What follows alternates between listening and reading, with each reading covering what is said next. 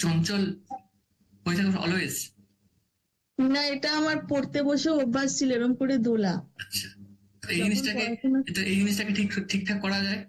এই জিনিসটাকে তুমি ঠিকঠাক করতে পারবে কি করে? যখন জব করি তখনও অটোমেটিক্যালি এরকম করে দুলতে থাকি। দেখো, এই জিনিসটা ঠিকঠাক করা যায়। দেখো, ওয়েট, এবার তুমি চোখ বন্ধ করো। দেখো, আমি ইনস্ট্যান্ট তোমাকে জিনিসটাকে এক্সপ্লেন করাচ্ছি।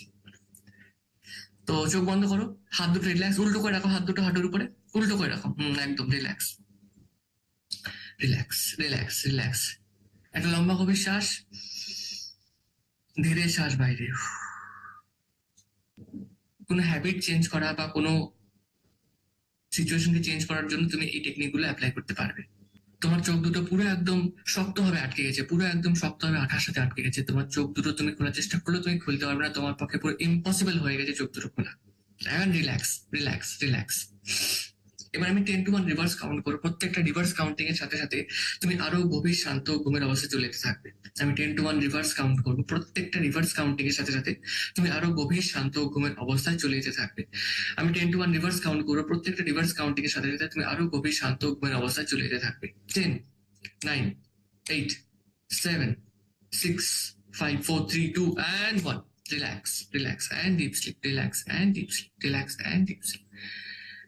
যেহেতু আমার সামনে যাকে আমি হিপনোটাইজ করছি সে আমার কমেন্ট অলরেডি আগে ফলো করেছে, তো সে আমার কমেন্ট ফলো করার কারণে আমি খুব ইজিলি তাকে সেই জায়গায় নিয়ে যেতে পারছি। তো আমি কম এফোর্টেই সেই হিপনোটিক স্টেটকে অ্যাচিভ তাকে করিয়ে ফেলতে পারছি, যেহেতু অলরেডি আমার থেকে সে সেশন নিয়েছে, অলরেডি আমার থেকে সেই হিপনোটিক স্টেট, সেই ট্রান্সের স্টেটকে এক্সপিরিয়েন্স করেছে।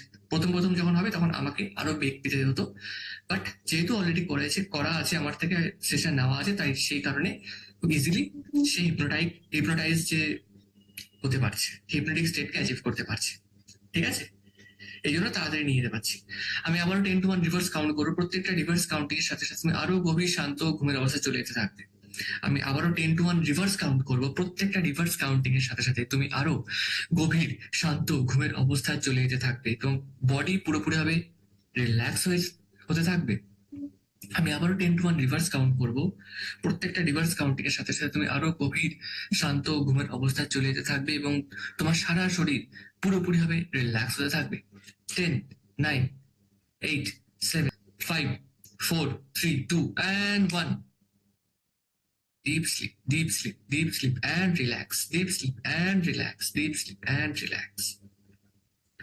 এখন থেকে যখন তুমি আসন করে বসবে, তুমি একদম স্ট্রেট হয়ে বসবে। এখন থেকে যখনই তুমি আসন করে বসবে, এখন তুমি অলওয়েজ স্ট্রেট পজিশনে বসবে। এখন থেকে যখনই তুমি আসন করে বসবে, অলওয়েজ স্ট্রেট হয়ে বসবে।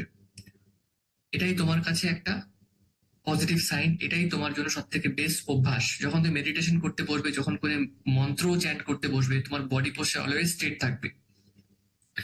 এখন থেকে যখন তুমি আসন করে বসবে বা কোনো মন্ত্র চ্যান্টিং করবে বা কোনো যখন আসন করে যে কোনো জায়গায় যখন তুমি বসবে, অলওয়েজ তুমি স্ট্রেট পজিশনে মেরুদণ্ড সোজা হয়েই বসবে। এটাই তোমার কাছে বেস্ট পজিশন বসে থাকার জন্য, এটা তোমার কাছে সব থেকে বেস্ট পজিশন। এখন থেকে যখনই তুমি আসন করে বসবে বা যে কোনো জায়গায় বসবে, তুমি অলওয়েজ স্ট্রেট পজিশনে বসবে, স্পাইন সোজা সোজা করেই বসবে, স্পাইন সোজা করে একদম স্ট্রেট পজিশনে বসবে। এখন থেকে যখনই তুমি আসন করে হোক বা যে কোনো জায়গায় বসবে, অলওয়েজ মেরুদণ্ড সোজা করেই বসবে। 2, 3, 4, 5, 6, 7, 8, 9 and 10. ধীরে ধীরে ধীরে নর্মাল অবস্থায় ফিরে আসো, ধীরে ধীরে নর্মাল অবস্থায় ফিরে আসো, ধীরে ধীরে অবস্থায় ফিরে আসো। And relax, and relax. Open your eyes and relax, open your eyes and relax. হুম, এবার বলো। এই আবি নড়ছে না তো। বলো। চেষ্টা করেও তো নাড়াতে পারছি না। এখন থেকে তুমি স্ট্রেট পজিশনে মেরুদণ্ড সোজা হয়ে বসবে, সারাক্ষণ এইটাই তোমার আইডিয়াল পজিশন হবে। ঠিক আছে, মেরুদণ্ড স্ট্রেট হয়ে আছে। হ্যাঁ। ব্যাস, পিছনে একটা লাঠি বেঁধে, অদৃশ্য লাঠি বেঁধে দিয়েছি, যে অদৃশ্য লাঠি তোমাকে সারাদিন সারাক্ষণ তোমাকে স্ট্রেট হয়ে স্ট্রেট করে রাখবে। থ্যাংক ইউ আবি, ছোটবেলার অভ্যাস। ব্যাস, এবার এটা আমি তোমাকে বললাম তুমি নিজে নিজেও এটা সেলফ হিপনোসিস করে এটা অ্যাপ্লাই করতে পারো, দেখো কি রেজাল্ট হয়। যারা ঝুঁকে বসছো না, কুজো হয়ে বসছো, ঝুঁকে বসছো, এই স্পন্ডিলাইটিস এর প্রবলেম একটা টাইম পর আসবেই, কনফার্ম আসবে ঝুঁকে বসলে। আর সেই সাথে ঝুঁকে বসলে কি হয়, যে আমাদের লোয়ার স্পাইনের যে প্রবলেম, স্লিপ ডিস্ক থেকে হতে পারে বা ঘাড়ের সমস্যা বা স্পাইনের সমস্যা, এগুলো কিন্তু পরবর্তী সময় দেখা যায়। সেই কারণে আমার স্ট্রেট। তো এখন দোলার ইচ্ছাটাই চলে গেছে। আচ্ছা, অনেক কিছুই হবে। স্ট্রেট পোস্টার হচ্ছে সব থেকে বেস্ট পোস্টার। এই পোস্টারটাকে তুমি যত ভালো করে মেনটেন করে দেখবে, তুমি এই যে সোজা হয়ে বসছো না, তুমি ঘন্টার পর ঘন্টা বসে থাকতে পারবে, কোনো কিছু প্রবলেম হবে না।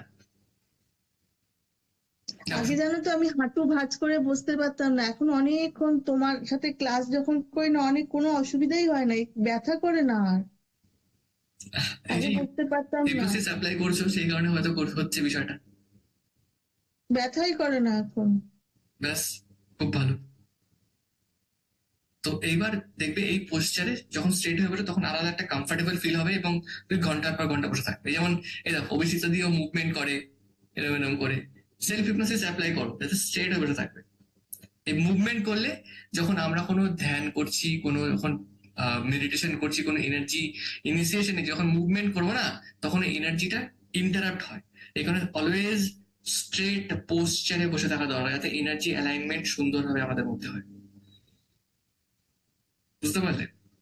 মেরুদণ্ড সোজা থাকলে মানে শেষ বয়স পর্যন্ত তোমার কিন্তু কোনো রকম ঘাড়ে ব্যথা, পিঠে ব্যথা, কোমরে ব্যথা এসব কিচ্ছু হবে না। থ্যাংক ইউ আবির। আরে বাবা, আমাকে না, ইস, এ বাবা, আমাকে এসব কিছু বলবে না, এটা না জাস্ট। সত্যি একটা অদ্ভুত লাগছে, আমি ইচ্ছা করেও দোলাতে পারছি না, আমার ইচ্ছে চাইলেও আমি পারছি না। না না না, এসব কিছুই না। তো তোমাকে আমি টেকনিক গুলো বলে দিলাম, তো সবাইকে একটা এক্সাম্পল দিলাম যে তোমরা তোমাদের ভিতরের যে চেঞ্জ, যে হ্যাবিট কি করে চেঞ্জ করতে পারবে। ঠিক আছে, এটা তোমরা তোমাদের মধ্যে অ্যাপ্লাই করো, সেলফ হিপনোসিস।